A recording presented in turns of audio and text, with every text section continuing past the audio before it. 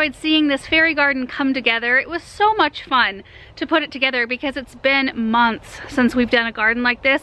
I kind of just wasn't in the mood, and you gotta be in the mood to do these kinds of things. And I think it's because we get so busy and distracted by projects out here in our big garden that it really isn't until fall and winter that I start thinking about smaller projects and like cozy things that I can do for inside.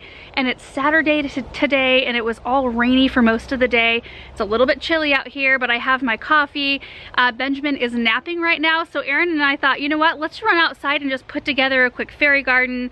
So I had some stuff kind of gathered up because we had maybe planned on doing a fairy garden this next week. So we just kind of ran. I gathered all my stuff together, we brought it out here and got it done. So I'm really excited about it, and I think it turned out fun. So I thought I would just show you kind of our setup here and talk you through a little bit of the process.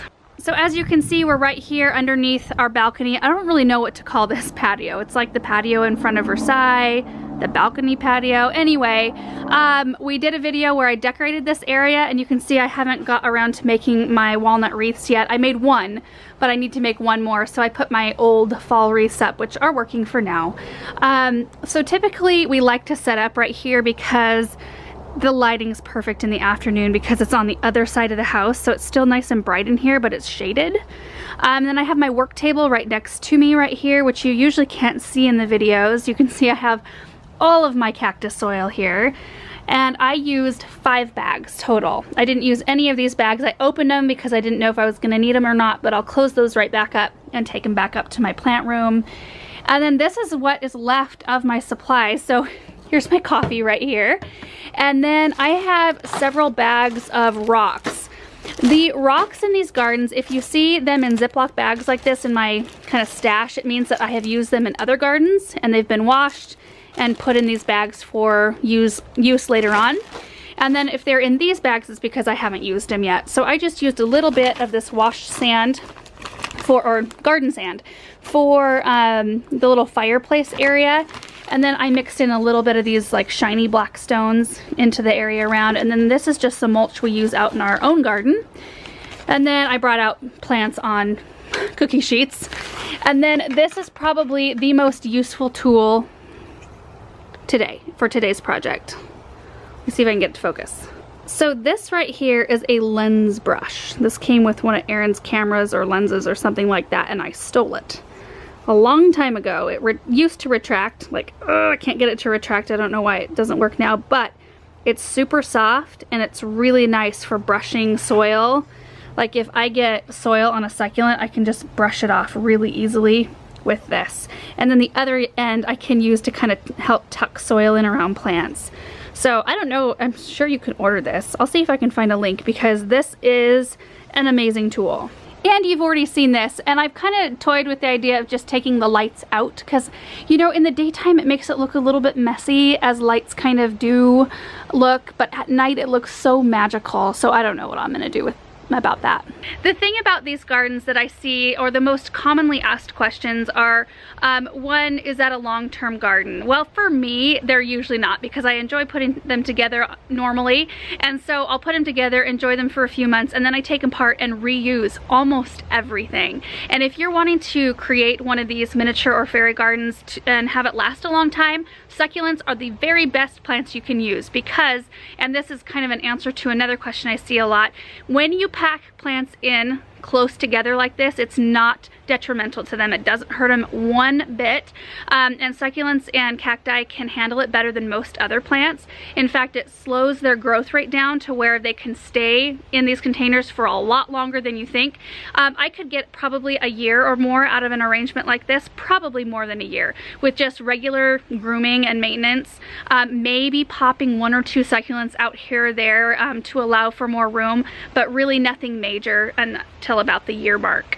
And I use stuff over and over and over again. Like I showed you the rocks in my Ziploc bags, like all the rocks in this garden, I pick those out when I tear these things apart and I wash them and then I store them for later use. I repot the plants usually individually or in a big pan all together, and then I'll let them sit in there until I want to use them again. I just showed you guys a tour of my plant room upstairs in a recent vlog. We'll link that down below.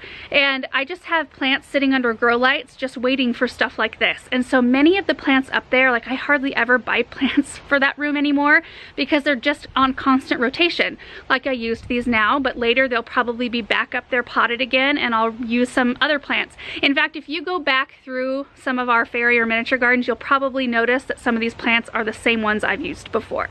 And so that's how I kind of keep the cost down, but kind of keep feeding my hobby. Watering for something like this is super easy. I use a really big syringe, and that way I can direct the water right to the root balls, and that way I don't like accidentally get a bunch into the sand area and mess that up.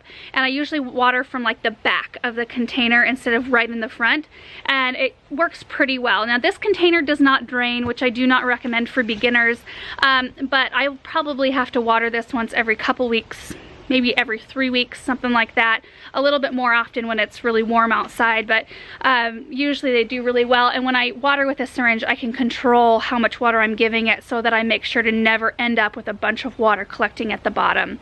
And then in terms of light, all of these plants prefer pretty high light, so they need to go in an area that they'll get that. Like in the brightest window that you have in your house, that's where you'd want to put this. Now in terms of where I keep these, so typically, like sometimes I'll keep them around the house for a little while. Sometimes I take them down to my parents' garden center and just like display them as kind of like an inspirational piece. If somebody, like I love it when I go places and I see containers already potted up because it kind of sparks something in me. So every once in a while I'll take them down there and just leave them there. Sometimes I just give them to my parents and they can sell it or whatever they want to do with it. Sometimes they tear it apart eventually and then they use the plants in other applications. So it just depends. This one will probably live here for a little while. Benjamin will be able to look at it, and he'll want to take the lights out though. He's at that age where he, like, I don't think he will look at things and appreciate it. He'll just want to kind of like mess with it a little bit. He's a good boy, but he still will want to tear this garden apart. So anyway, I can't really think of anything else, like any other things, any other questions. I got this container and most of these, all of these fairy garden pieces at a local farm supply store that they had like this huge clearance section of fairy garden stuff. I didn't even know they carried fairy garden stuff. I went there for some chicken feed and it stopped me dead in my tracks, and I thought, oh, I gotta get some of that stuff. So I'll try to find similar pieces or the same ones. Maybe I can find them online. I'll link whatever I can down below. The galvanized container here, that was at that farm supply store as well.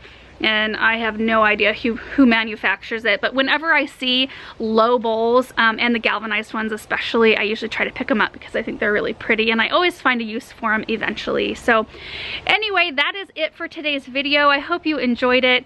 It was just a fun project to put together. So thank you guys so much for watching this video, and we will see you in the next one. Bye.